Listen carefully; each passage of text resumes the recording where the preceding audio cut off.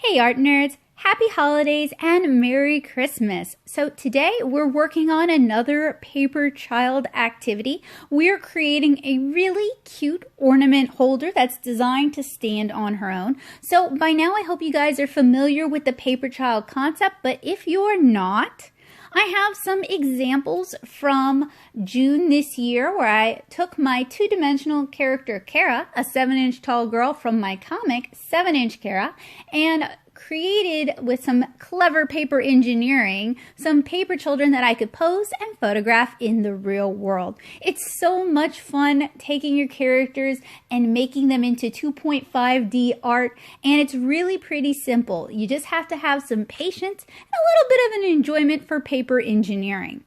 So today I'm going to show you how to paint this Paperchild, and in part 2, which should be coming out later today, I'm going to show you how to cut her out, assemble, and pose her. So in previous videos, some of them have been tutorials, some of them have been vlogs. It just kind of depends on what I'm covering that day. If we're covering the same old, then I treat it as a vlog and I talk about my experiences with Christmas to help get you guys in the holiday mood and to help you feel a little bit less lonely this year. 2020 has been a hard year, so I really wanted to create some really cute activities that you could do with your loved ones that'll keep you safe at home and also entertained. You can find the printable line art for this little cutie down in the description below, as well as a printable of the finished watercolor illustration if you don't feel like coloring her in. I'm going to be watercoloring her today, and the first thing I want to do is I want to attach her to a sturdy surface. So I'm using some blue painter's tape, and I'm going to tape the top and the bottom to a chipboard, and I saved this chipboard from a watercolor pad that I'd used up all of. You can also use the back of a sketchbook for this, or just any sturdy piece of cardboard would work well.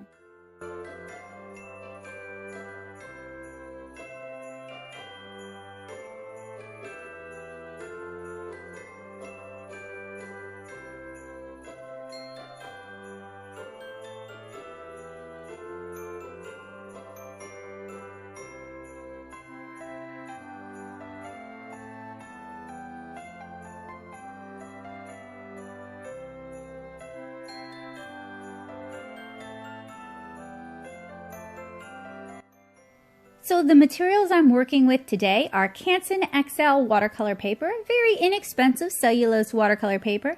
I'm also working with the Core mini palette. This is one of my favorite watercolor palettes. You can really get a lot of use out of it. I'm working with a plastic daisy palette to mix my colors. I'm working with several round brushes. Most of them are a mix of synthetic hair and natural hair. And I've got a cup of clean water with a paint puck down in the bottom to help scrub my brushes. I've also got a paper towel and a pipette that will allow me to easily transfer water into my daisy palette.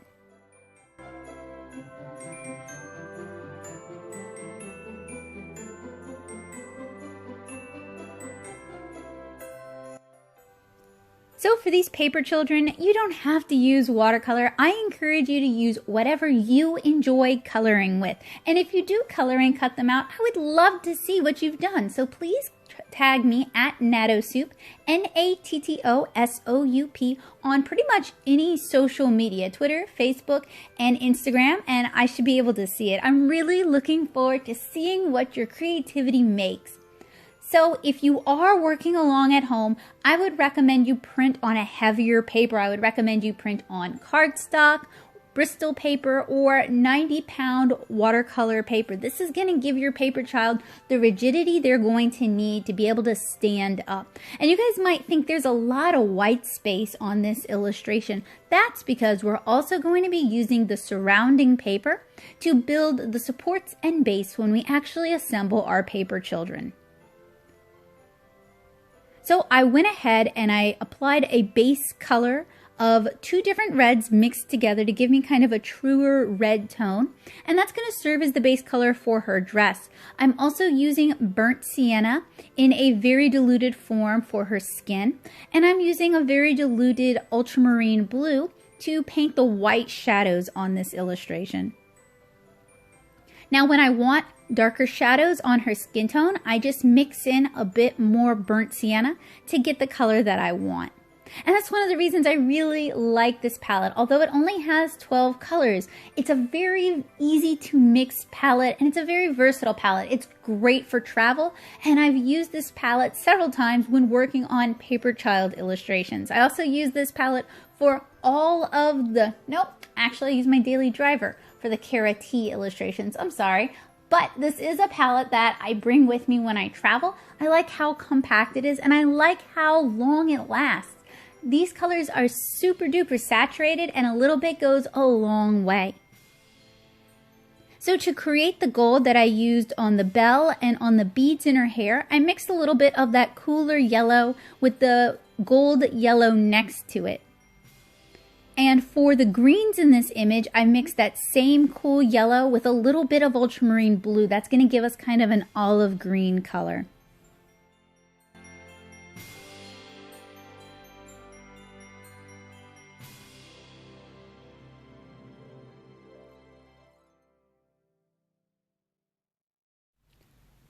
I want the tinsel to be silvery since we already have a lot of gold, green, and red going on, so I mixed some Payne's Gray with some ultramarine blue, and I'm applying a fairly light wash.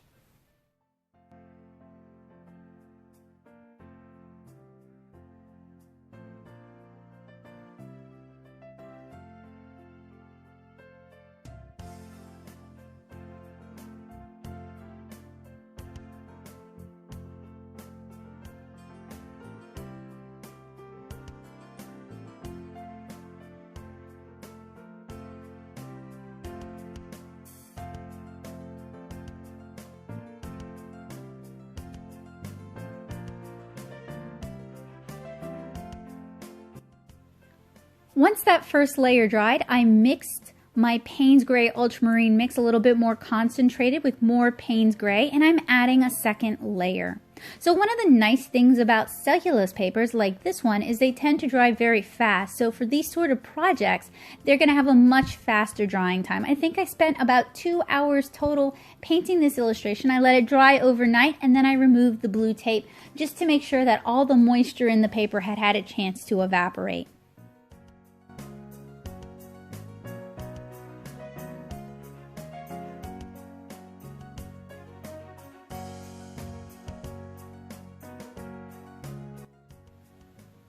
I'm using a little bit of alizarin crimson, very lightly mixed, to paint the blush on her cheeks and above her eyes and on her lips.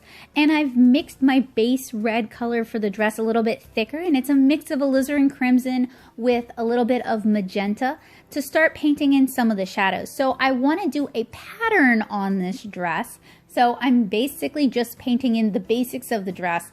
Then I'm going to paint in the pattern, and then I'm going to add in the darker shadows.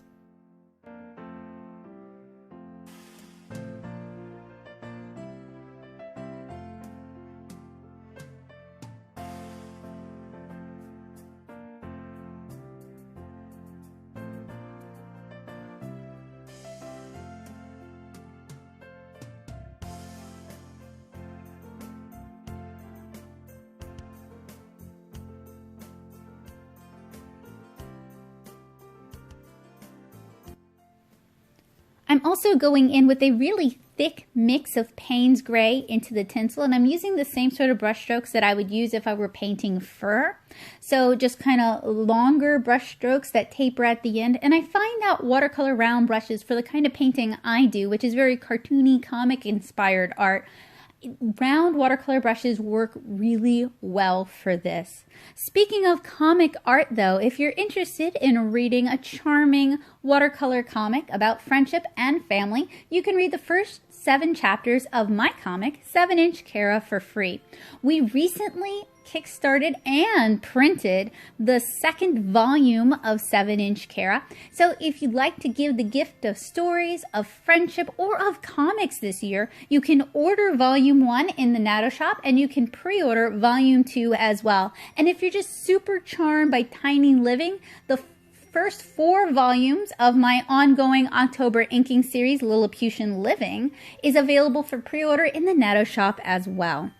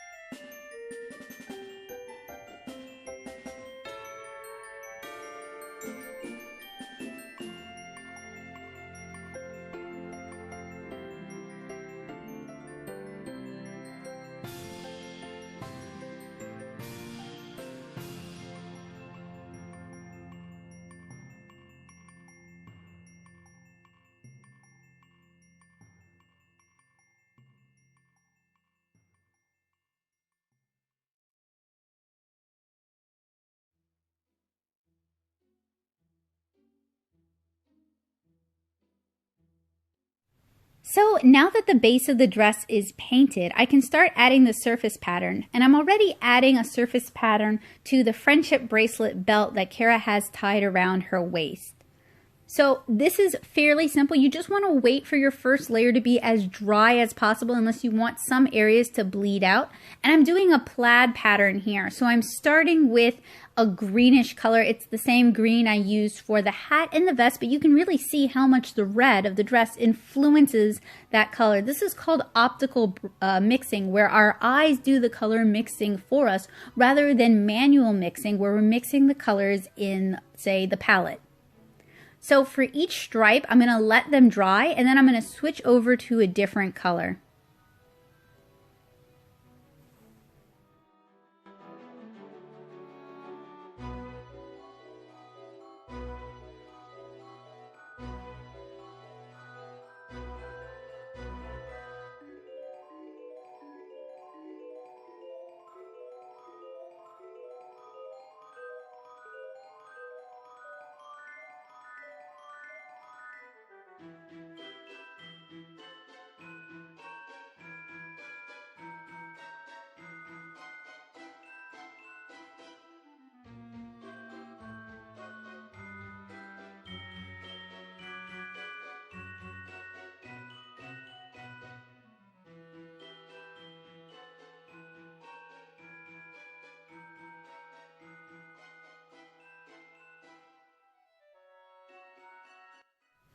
So I wanted the green to be more prominent and more readable, more easily understood as a green. So I'm going over it now with the sap green included in this set, so we get a truer green color on the plaid.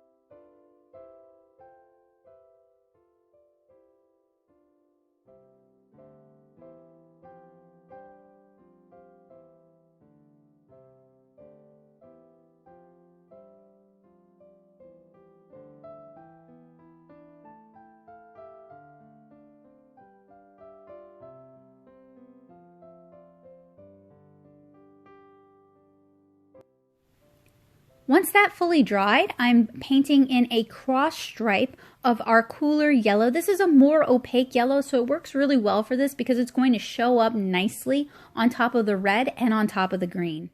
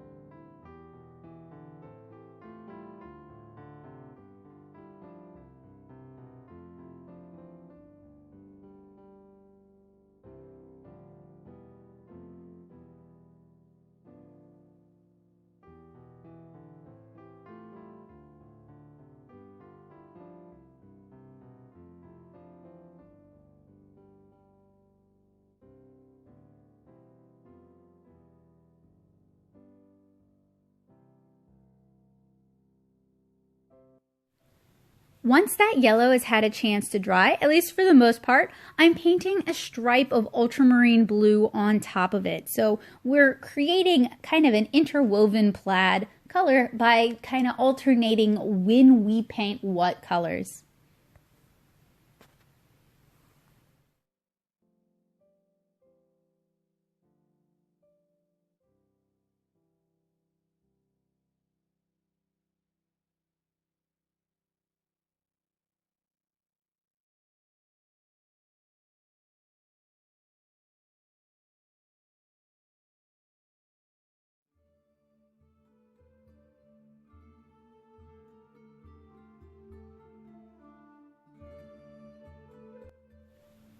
Once my ultramarine has mostly dried, I'm going over on top of it and doing a cross stripe of phthalo blue, so a cooler blue.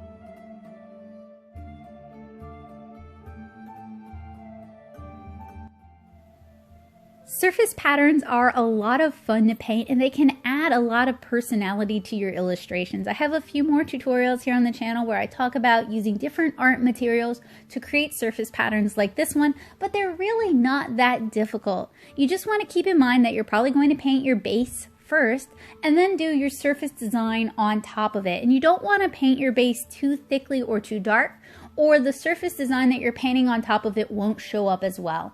If you do go too dark though, you can always use gouache or colored pencils on top of it. Those tend to be more opaque and will show up a bit better.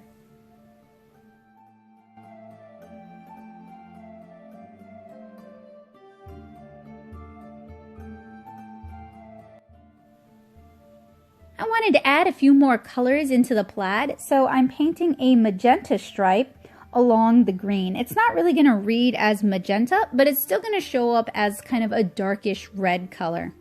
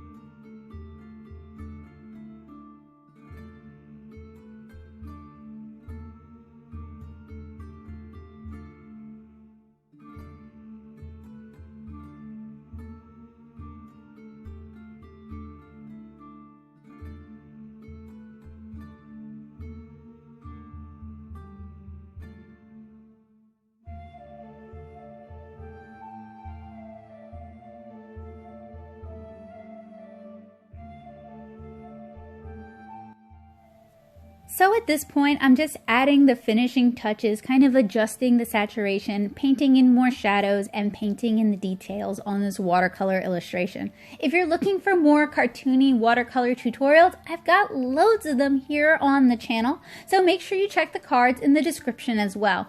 I would recommend, if you're interested in learning how to watercolor, you start with my Watercolor Basics series. It's designed for people who have never painted before to start using watercolor, and I have some really great simple tutorials to get you painting right away. That's great if you've received, say, a watercolor set for Christmas or Hanukkah this year.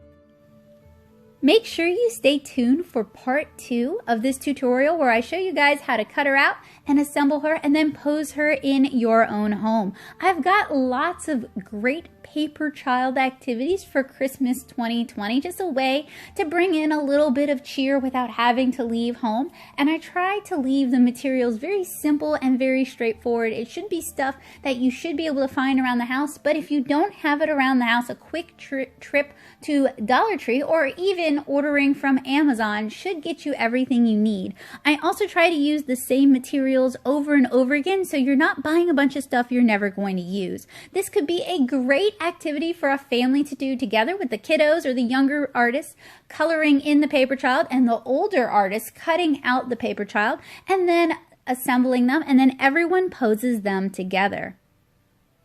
So we are almost finished with this little cutie here, but I do want to add in some highlights using white gouache. And gouache is just an opaque, thicker watercolor, and it's perfect for adding highlights just like these.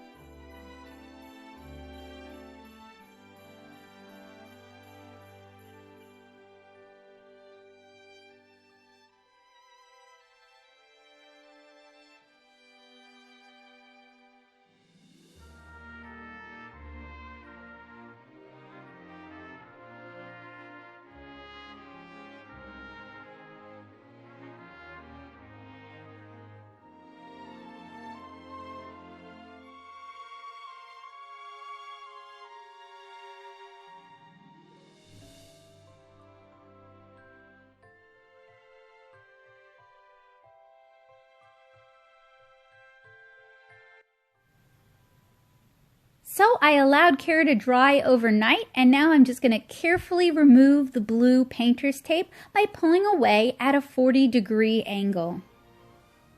Found some schmutz that I wanted to erase first. So I hope you guys found this tutorial to be helpful, useful, and informative. I hope you guys will check out the description below where you can print out your own line art. It's free. And I hope you guys will share this video with someone else who's looking for something fun and arty to do this holiday season.